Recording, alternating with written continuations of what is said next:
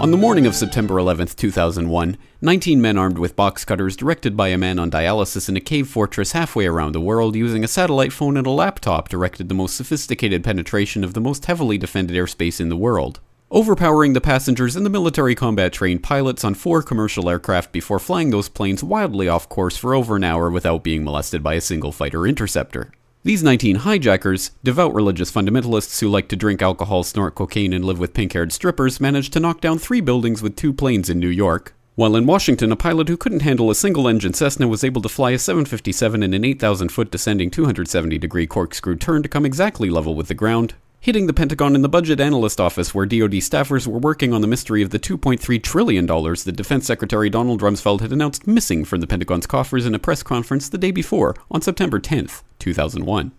Luckily, the news anchors knew who did it within minutes. Osama bin Laden. The pundits knew within hours. Osama bin Laden. The administration knew within the day. Terrorists who committed these acts and those who harbored them.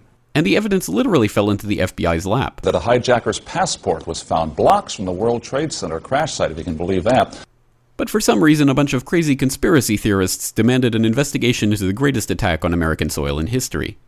That investigation was delayed, underfunded, set up to fail, a conflict of interest, and a cover-up from start to finish. It was based on testimony extracted through torture, the records of which were destroyed. It failed to mention the existence of WTC-7, Able Danger, P-TECH, Sibel Edmonds, OBL and the CIA, and the drills of hijacked aircraft being flown into buildings that were being simulated at the precise same time that those events were actually happening. It was lied to by the Pentagon, the CIA, the Bush administration, and as for Bush and Cheney, well, no one knows what they told it because they testified in secret, off the record, not under oath, and behind closed doors. It didn't bother to look at who funded the attacks because that question is ultimately of little practical significance.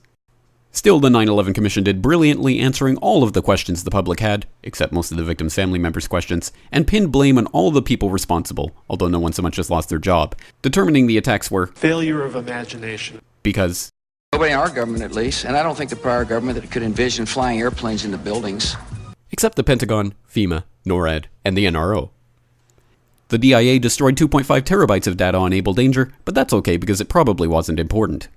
The SEC destroyed their records on the investigation into the insider trading before the attacks, but that's okay because destroying the records of the largest investigation in SEC history is just part of routine record keeping.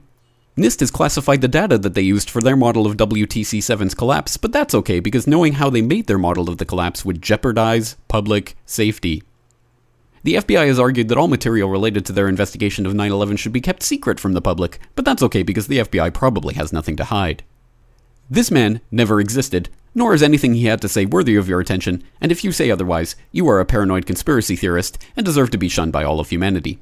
Likewise him, and her. And her, and him. Osama bin Laden lived in a cave fortress in the hills of Afghanistan, but somehow got away. Then he was hiding out in Tora Bora, but somehow got away.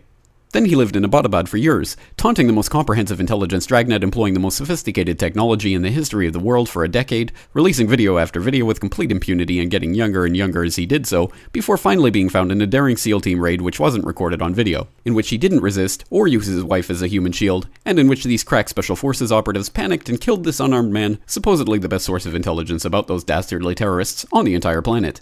Then they dumped his body in the ocean before telling anyone about it. Then a couple dozen of that team's members died in a helicopter crash in Afghanistan. This is the story of 9/11, brought to you by the media which told you the hard truths about his head could be seen to move violently forward. And they took the babies out of the incubators. And mobile production facilities. And the rescue of Jessica Lynch. If you have any questions about this story, you are a batshit paranoid tinfoil dog-abusing baby hater and will be reviled by everyone.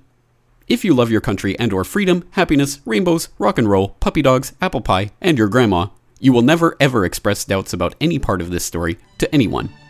Ever. This has been a public service announcement by the Friends of the FBI, CIA, NSA, DIA, SEC, MSM, White House, NIST, and the 9/11 Commission. Because ignorance is strength.